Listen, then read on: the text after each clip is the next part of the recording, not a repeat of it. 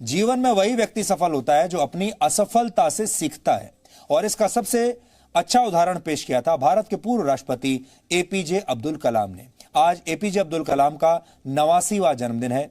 वो कोई film star नहीं है, ना ही क्रिकेटर हैं, फिर भी आपको उनकी कहानी देखनी चाहिए। आज वो हमारे बीच नहीं है, लेकिन उनकी कहानी हमें यह बताती है कि जीवन अपार संभावनाओं का नाम है।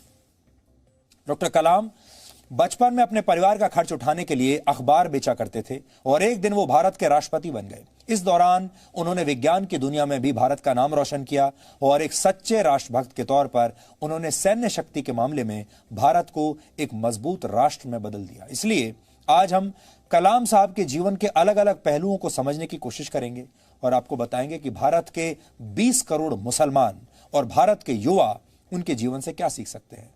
इस्लाम और विज्ञान मिलकर कैसे कलाम बन सकता है।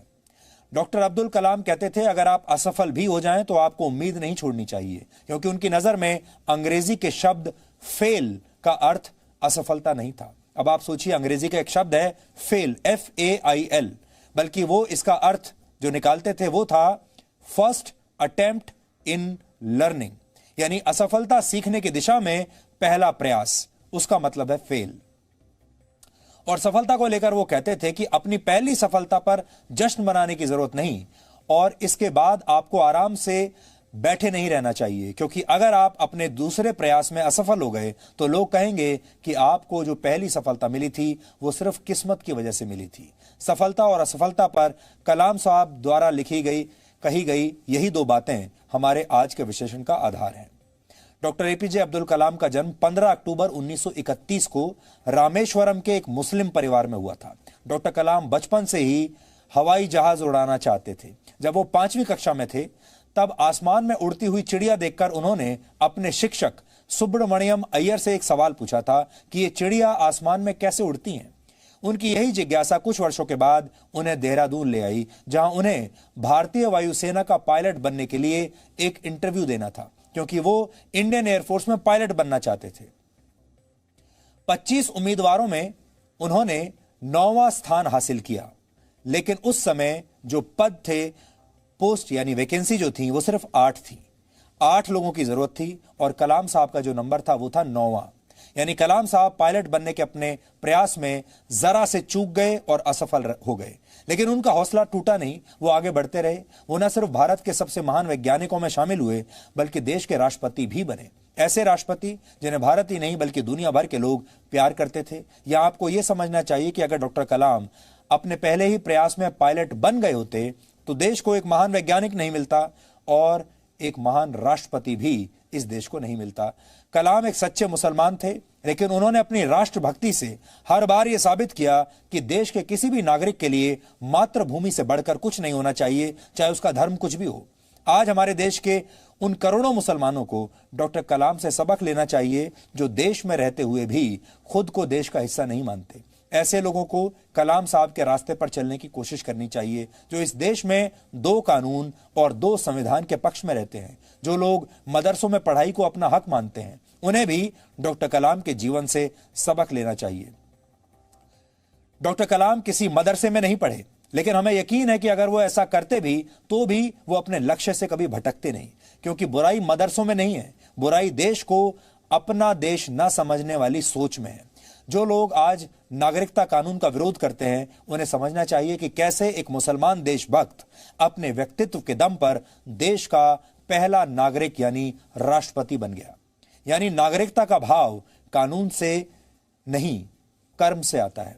भारत के जिन मुट्ठी भर मुसलमानों को हर चीज से समस्या लगती है, उन्हें कलाम साहब के जीवन से सीखना चाहिए कि आपके आसपास का माहौल कैसा भी हो, आपको अपने सपनों से समझौता नहीं करना चाहिए और तमाम दबाव के बावजूद हमेशा बड़े सपने देखने चाहिए। और एक सच्चा मुसलमान वो होता है जो अच्छा नागरिक बनता है, जो अपनी मातृभूमि से प्यार करता है, जो अपने देश से प्यार करता है।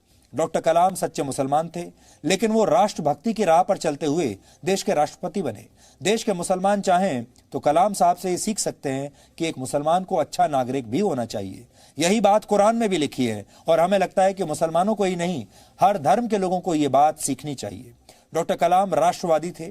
पहले उन्होंने एक वैज्ञानिक की तरह देश की सेवा की, देश की सेनाओं को ताकतवर बनाने वाली मिसाइलों का निर्माण किया और राष्ट्रपति बनने के बाद भी उनके लिए देश ही सबसे ऊपर रहा। आप कह सकते हैं कलाम का असली अर्थ है विज्ञान प्लस इस्लाम, यानी विज्ञान और इस्लाम एक साथ अगर चलें तो वो कलाम बनते हैं। आप चाहें तो कलाम साहब और उनके जीवन को सेकुलरिज्म की आदर्श परिभाषा मान सकते हैं। वो खुद एक मुसलमान थे, उन्होंने ईसाई स्कूल से पढ़ाई की और भारत की परंपराओं को पूरी तरह से अपनाया। वो भगवत गीता भी पढ़ते थे और वीणा भी बजाते थे। उन्होंने कभी भी भारत की परंपराओं को हिंदू और मुसलमानों में बांटने की कोशिश नहीं की। अब आपको बताते हैं कि देश के युवा डॉक्टर कलाम से क्या सीख सकते हैं। डॉक्टर कलाम एक मशहूर वैज्ञानिक थे, बाद में राष्ट्रपति बने, लेकिन इन पदों पर रहने के बावजूद उनकी सादगी पर कोई असर नहीं पड़ा। डॉक्टर कलाम जीवन भर एक आम इंसान बने रहे। आजकल के युवा उनसे ये जरूर सीख सकते हैं कि जीवन भर अपनी सफलताओं के बावजूद आम इंसान बने रहना चाहिए। डॉक्टर कलाम ने कहा था, सपने वो होते हैं जो आपको सोने ना दें। बड़े बड़े सपने देखने वाले भारत के युवाओं के लिए एक बड़ी सीख है, क्योंकि देश के ज्यादातर युवा अपने सपनों को पूरा करने से पहले ही हार मान लेते हैं, यानी किसी छोटी सी मुश्किल का भी मुकाबला नहीं कर पाते। उनकी एक और बड़ी बात है जीवन भर सीखते रहना। डॉक्टर कलाम मानते थे जीवन में सीखने की प्रक्रिया हमेशा चलती रहनी चाहिए, जारी रहनी चाहिए। वर्ष 2007 में डॉक्टर कलाम ने यूरोपियन यूनियन की संसद में एक भाषण दिया था। उन्होंने अच्छे व्यक्तित्व की परिभाषा को जिन शब्दों में बयान किया था वो आज आप सबको सुनने चाहिए।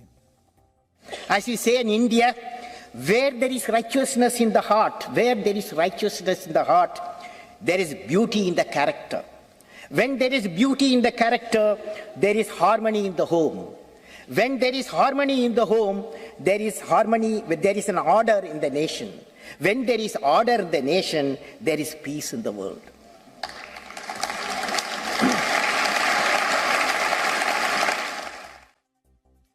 तो आज हमें लगा कि डॉक्टर कलाम की कहानी कम शब्दों में हम आपको बताएं ताकि आप उनसे प्रेरणा ले सकें।